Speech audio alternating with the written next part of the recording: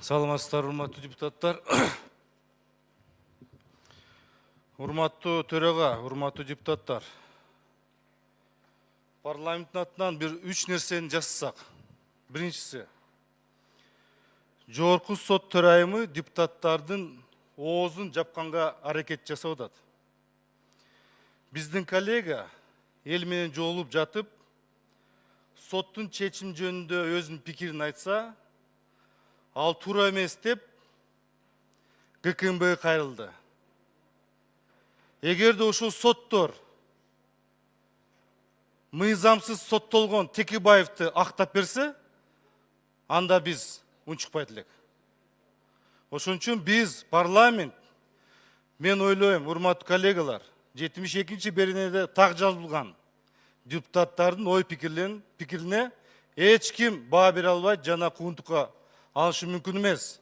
Ошон үчүн парламент баа беришек буга. Экинчи, урматтуу төрага, кечээ экс-президент Алмаз Атамбаев жогорку кеңеш жөнүндө сөз сүйлөп, жаңы мыйзамдар, штрафтар жөнүндө айтып кетти. Бизди күнөөлөп кетти. Ошого жооп бербейликпи? Мыйзамдардын демилгечиси ким болчу? 13 миллион алган жумушчу топту ким түзгөн? Ким бул мыйзамдарга ким кол койду? Дегиле 6-чы созу биздин депутаттар Алмаз Атамбаевдин демилгелерин тизмектеп бербейликпи?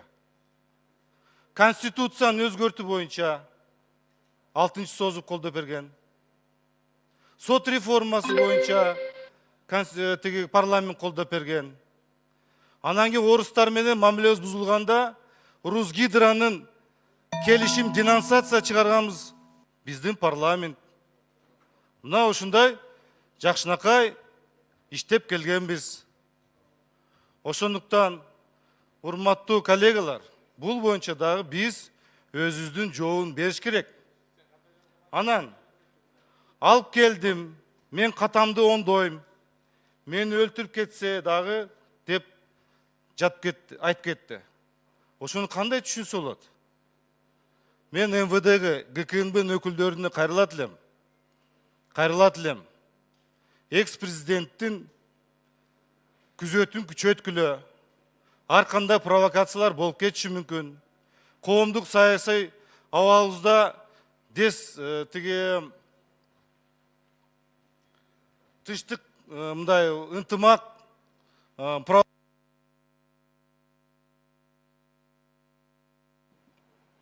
Төртүнчү микрофон иштетип койгула.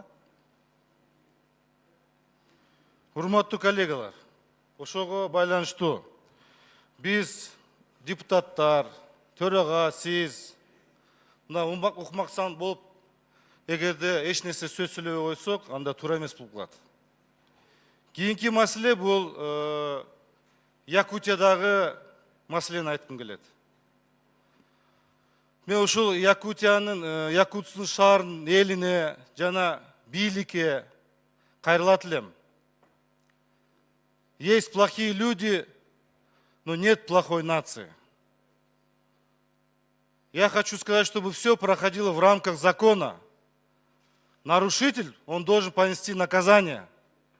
Но не должны страдать наши соотечественники. Биз дагы, урматтуу төрага, жогорку кеңештин атынан Госдумага кайрылуу жасайлык. ЕАЭСке кирдик. ЕАЭСтин комиссияда биздин өкүлдөр отурат. Чакырайлык бул жерге. Ушу ЕАЭСтин, мына өткөндө Исхак Айтбаевич айтты. ЕАЭСтин комиссияда отурган 2 министр келип бир дагы отчет бербейт. Бул жака чакырып, ушу ЕАЭСтин биздин мында киргенибиздин артыкчылыгы, кандай жардам болду. Мына границада биздин товарларыбыз токтолуп турат. Мына биздин мигранттарыбызга басым жасалып атат. Азыр эгерде биз өз сөз сүйлөсөк, балким дагы башка жерде, башка шаарларда ушундай окуя чыгып калса, дагы чыга береби? Бир күндүн ичинде эле, бир спорт сарайдын ичинде бир заматта эле элдер чогулуп калды. Мен оюм боюнча, же бул мындай даярдалган нерсе болуп калды же. Ошого биз дагы ошого реакциялык болуш керекпиз. Рахмат. Рахмат. Анда урматтуу депутаттар,